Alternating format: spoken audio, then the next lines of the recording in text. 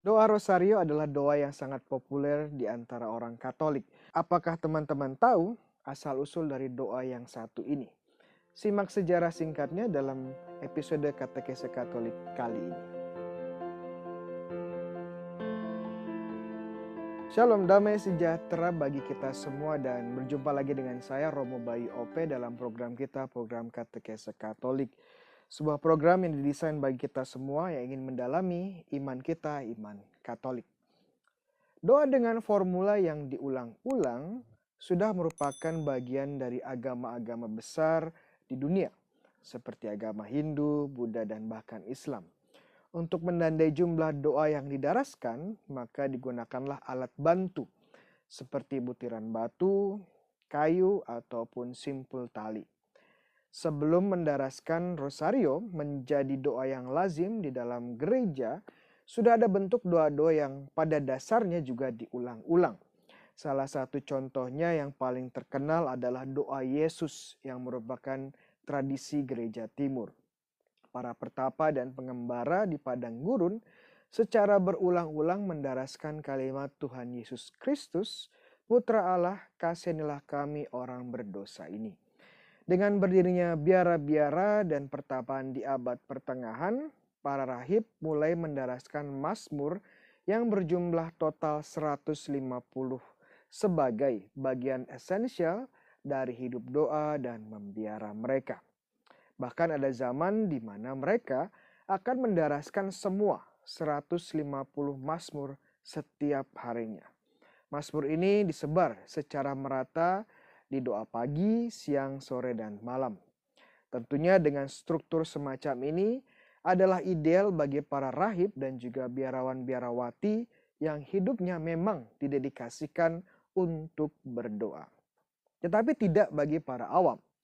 Pada abad pertengahan banyak dari orang-orang awam yang belum bisa membaca dan tentunya tidak memiliki buku Mazmur apalagi kitab suci.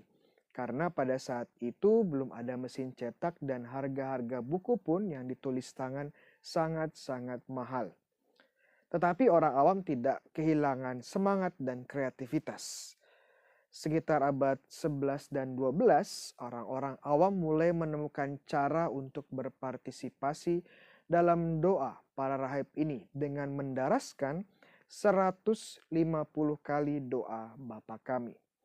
Mulanya mereka menghitung doa Bapa Kami tersebut menggunakan batu-batu kerikil.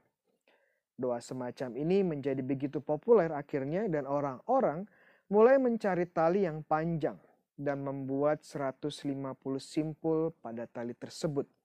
Setiap simpul berarti satu doa Bapa Kami.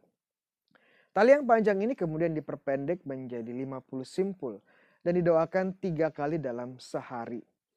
Pada akhir abad 12, formula Salam Maria penuh rahmat, Tuhan sertamu, terpujilah engkau di antara wanita, dan terpujilah buah tubuhmu, menjadi bagian penting dalam devosi para awam dan juga menjadi bagian dari doa 150 Bapa Kami ini.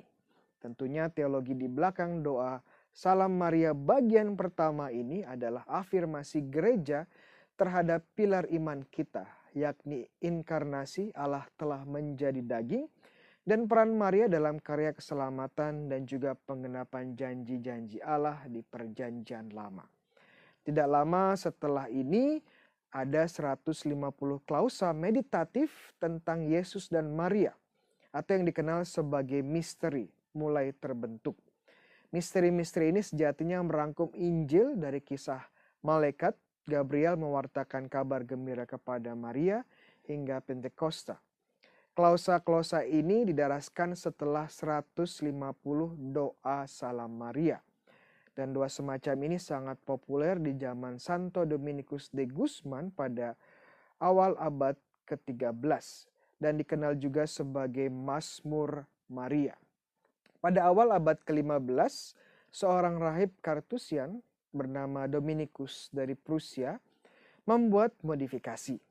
Dia memperpendek doa 150 Salam Maria ini menjadi 50 dan menggabungkan dengan 50 klausa meditatif tentang Yesus dan Maria. Kata Yesus juga yang mulai ditambahkan pada akhir doa Salam Maria bagian pertama pada tahun 1410 sampai 1439. Perlu diketahui juga bahwa formula Santa Maria, doakanlah kami yang berdosa ini, sekarang dan waktu kami mati baru ditambahkan kemudian. Kemudian pada abad ke-15, juga kata rosarium yang artinya taman mawar mulai menjadi nama dari bentuk doa populer ini. Kata rosario akhirnya memiliki arti pendarasan 50 Salam Maria. Pada waktu yang hampir bersamaan, seorang rahib bernama Henry Calcar, seorang rahib Kartusian, menambahkan juga inovasinya. Dia membagi 50 doa Salam Maria dalam 5 kelompok kecil. Setiap kelompok terdiri dari 10 doa Salam Maria dan doa Bapa Kami di setiap awal kelompok kecil ini. Masih di abad ke-15, 50 misteri ini kemudian juga dikurangi jumlahnya menjadi 15. Setiap misteri akan membuka kelompok 10 Salam Maria. Pada tahun 1569, Paus Pius kelima, seorang Dominikan, menerbitkan keputusan Consuetuum Verum Romani Pontifices yang mengatur dan menetapkan bagaimana umat Katolik berdoa rosario.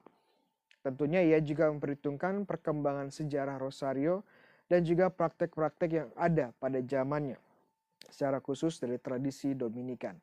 Dia juga dengan resmi menyatakan bahwa doa rosario adalah doa devosi yang efektif, baik didoakan secara perorangan maupun berkelompok. Dan bagi kita yang berdoa rosario dan akan mendapatkan rahmat dan juga indulgensi.